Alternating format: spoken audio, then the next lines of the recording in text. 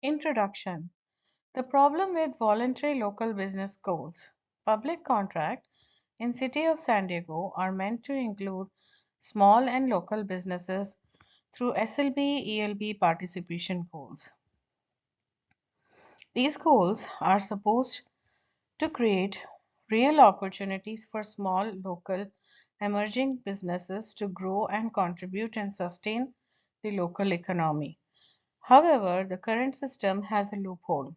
Prime contractors can list small businesses in proposals to win contracts but face no obligation to actually give them the work because city labels 20% SLB goals as voluntary. This means small businesses are used for compliance on paper. In practice, they get 0% of the work. There is no accountability for failing to subcontract to local vendors. This loophole is not just a policy flaw, it's a systemic failure that is silencing small businesses, blocking economic growth, and damaging trust in public contracting. About Vinut, founder is Paramjyoti Kakileti. Vineyard is a certified small and local business enterprise, an emerging local business enterprise proudly based on in San Diego, California.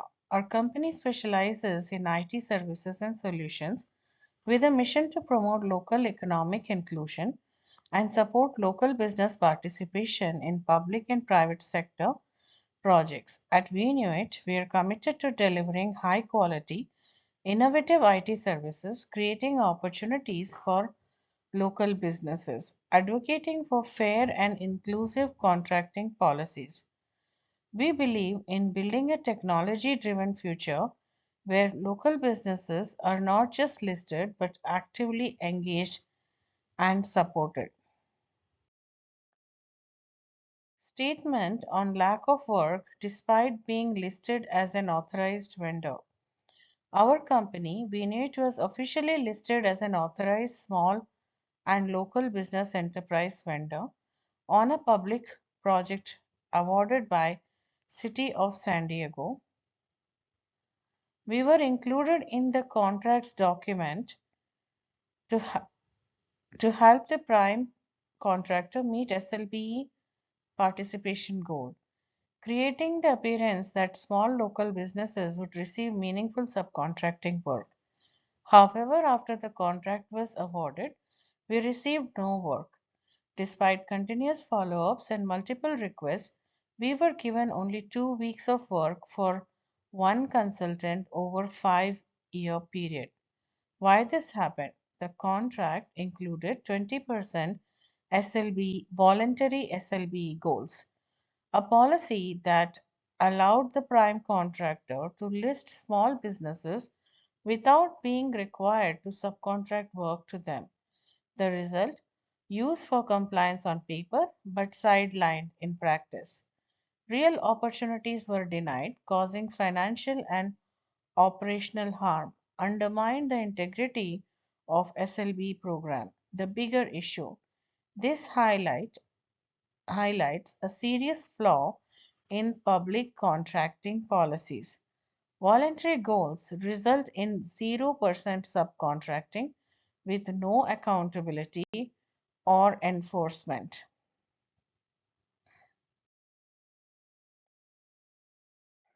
Public projects in City of San Diego are funded by taxpayers. That means they are not just buildings and infrastructures, they are about public trust. The city often announces goals like 20% local business participation, promising to support the local economy. But in reality, these 20% goals are labeled as voluntary, and the contracts often specify 0% subcontracting as a requirement. The result, local businesses get 0% of the real work. No jobs, no contracts, no local growth, just empty commitments. When San Diego San Diego's public money don't reach local businesses, the whole community loses. Taxpayers' fund should create local jobs and opportunities, not just benefit large corporations. It's time to stop this cycle of promises without enforcement. Public projects in San Diego should build trust, and that starts with real local participation. In the city of San Diego, the same pattern happens with IT projects. City announces 20% local small business participation goals, promising to include local technology vendors, but these goals are marked as voluntary and the contract language often allows 0% subcontracting. The result is the same. Small and local IT businesses get no real work. Public money meant to create opportunities stays with large corporations while local tech businesses are sidelined. This leaves San Diego's innovation economy out of the picture. No jobs, no contracts, and no growth. This image is from the City of San Diego IT contract, which shows that the total amount of award was 122 million to the prime contractor with the goals voluntary, and with voluntary goals they're saying subcontractor participation. There is no subcontractor participation associated with this action, which means no local businesses will get any work on this project. Public contracting and SLB participation issues. In many public contracts, small and local businesses are listed during the proposal phase to meet small business participation goals. However, when contracts include voluntary goals with no enforcement, prime contractors are not required to give actual work to the small businesses they listed. Why this is a problem? Small businesses are used for contract compliance on paper but sidelined in practice. The system creates the appearance of inclusion but results in zero subcontracting opportunities. Local businesses experience financial loss and missed opportunities due to these loopholes. The call for change. There must be mandatory subcontracting commitments when small and local businesses are listed in public contract proposals. Voluntary goals term should be completely removed because this gives a deception, because voluntary goals is equal to 0% subcontracting in practice, and this is harmful, unjust, and needs reform and removal. When public contracts are consolidated into fewer large deals, the same big contractors win again. This squeezes small micro business out of market. Instead of sharing work across many local vendors, public projects funnel all opportunities to a handful of large corporations. The result is no real opportunities for small and local businesses, no contracts, no jobs, no path to growth. This isn't just unfair, it weakens the local economy, stifles innovation, and drives honest small businesses out of the public contracting space. In today's public contracting system, most of the work is going to large contractors. Small contractors, even when promised inclusion, are often left with nothing. This creates a widening gap. Large contractors keep getting more contracts while small contractors get no work at all. Without fair subcontracting opportunities, small businesses can't survive in public projects. This just isn't this isn't just bad for small businesses, it's bad for local communities, job creation and economic fairness. Small business owners build their companies from ground up, often working unpaid or underpaid just to survive. But when it's time to seek justice, they aren't allowed to represent their own business in court. The law requires them to hire attorneys who have no personal ties to their business and may not care if the company succeeds or fails or even shuts down. With legal fees starting at 550 an hour, this system suffocates micro businesses, making it nearly impossible to fight back when something goes wrong. Getting even one small opportunity is hard enough. When fraud or unfairness happen, small businesses can't access justice, and that's the real crisis. When small businesses are wronged, they face a legal system that's out of reach. Lawyers won't take small cases. If they do, they charge 550 an hour. Defending yourself in arbitration or court becomes too expensive to even try. Legal cost quickly outweighs the damages, forcing business owners to walk away from justice. The result, small businesses are often unprotected while large corporations face no consequences for breaking promises or harming local vendors. Justice shouldn't depend on who can afford it, but right now it does. Small businesses run their operations on thin margin, often earning less per hour than when an attorney charges than what an attorney charges. When legal problems happen, they are told to hire a lawyer. But an attorney fee starting at 550 an hour, small business owners are stuck.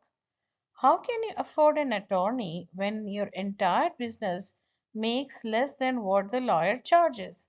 This is the reality of most small business and micro businesses. They are expected to follow the rules, but when they are wrong, they can't afford justice. Micro businesses are not built on outside investment. They are built on sacrifice, and every dollar comes from a family saving, late nights, and personal risk. Similarly, a small businesses are also not built on outside investment. They are built on sacrifice. Every dollar comes from a family saving, late nights, and personal risks. Small business owners cannot represent their own companies in court. No matter how small the case is, how little the money is at stake, and how low their revenue may be. Even when company is just one person, the legal system forces them to hire an attorney. This creates a system where justice becomes unaffordable and inaccessible for micro businesses. When legal costs are higher than the losses, small businesses are locked out of justice entirely. When micro businesses try to get work in public projects, they face barriers at every step. Big promises are made about small business participation, but the system allows large contractors to keep all the work.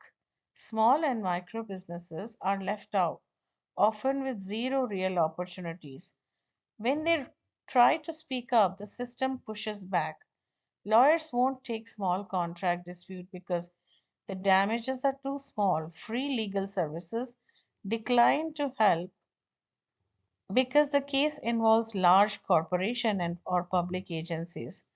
With legal fees at 550 an hour, small businesses cannot afford to fight for a fair chance.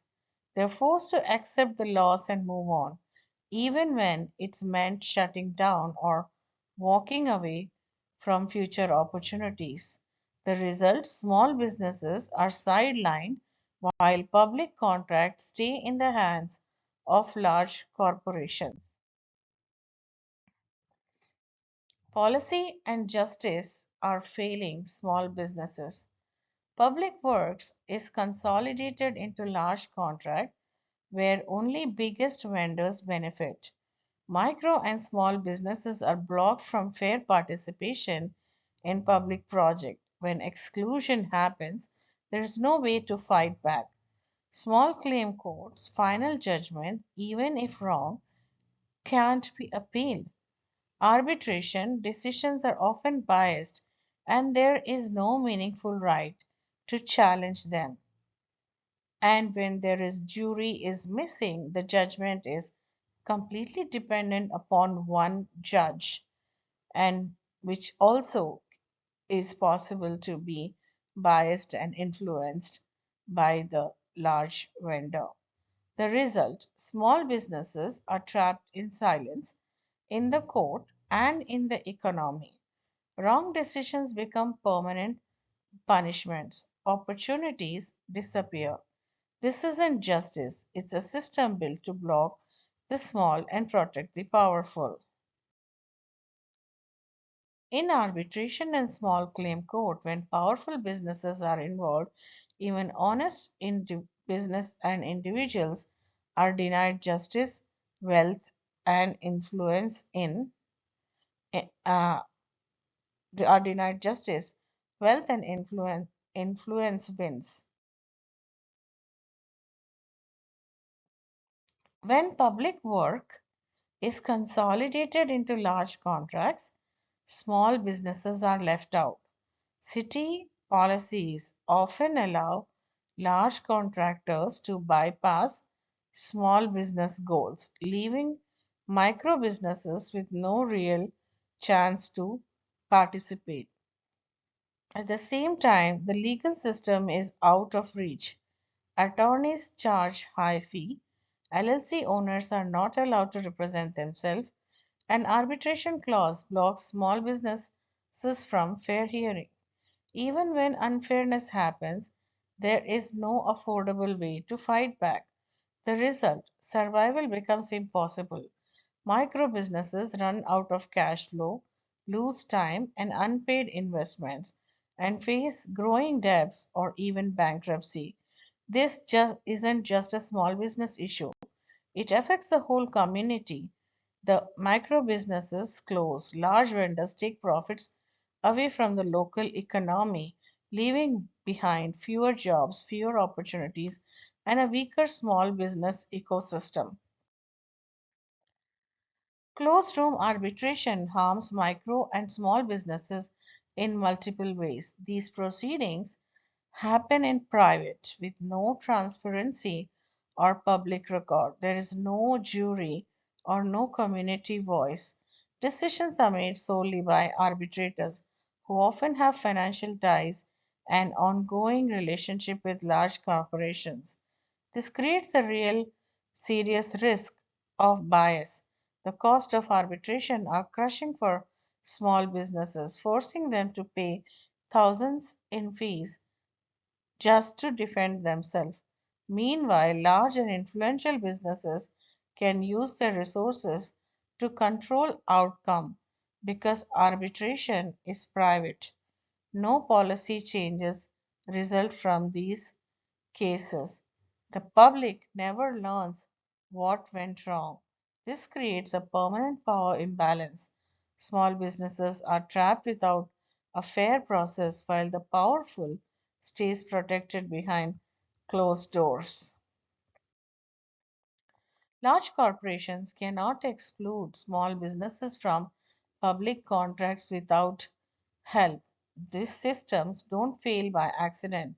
Loopholes are often deliberately created through careful word play or policy design. Terms like voluntary goals are used to weaken the SLBE ELBE protections, allowing large vendors to win contracts while giving no real work to small businesses.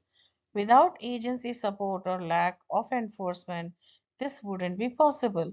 When micro businesses raise concern, they are pushed to private arbitration, silence behind closed doors, and denied public accountability. It's not just about missed opportunity, it's about a system structured to protect the powerful while sidelining the small. How micro businesses are trapped. 1. Abuse of loopholes. Loopholes are created by large organizations. Uh, uh, created Loopholes created by large organizations are manipulated, and programs for micro businesses are misused to win public contracts. Micro businesses are listed but denied real work. In step 2, after the abuse of their certification happens, they are even coerced into arbitration. Victims are pushed into private arbitration, and arbitration is used to block court access, silence claims under unfair contracting practices, and arbitration cost is very expensive, and and the biased arbitration process puts too much pressure on the micro businesses. The process protects the loopholes and systemic abuse and not the small business. They do not correct anything for the justice to prevail. Micro business becomes victim twice, first by large organizations taking the opportunity, then by a private justice system that locks them out of real remedies. Policies are meant to support and grow small businesses, but instead they are often written to deny work to small businesses and harm them. This is injustice and it damages the local economy by eliminating opportunities. Call for action. Similarly, we have observed a consistent pattern of systemic roadblocks faced by micro businesses. It's very challenging to exist as a micro business under such conditions. These opportunities belong to local, micro, and small businesses. Please give them a chance to be born, give, grow, and thrive. A fair system creates real opportunities, not barriers. Our stand: we do not want the system to fail honest micro businesses and small businesses. We are raising these concerns because when everyone knows the truth, you no longer you can no longer lie. Bringing injustice to light is the first step towards change. The current system allows loopholes and voluntary goals that exclude small businesses while pretending to include them. This is not fair. It is damaging the backbone of local economy. Our we respectfully ask for removal of policy roadblocks, real accountability in public contracting, mandatory enforcement of subcontracting commitments. We need a system that supports, not destroys, small and honest businesses.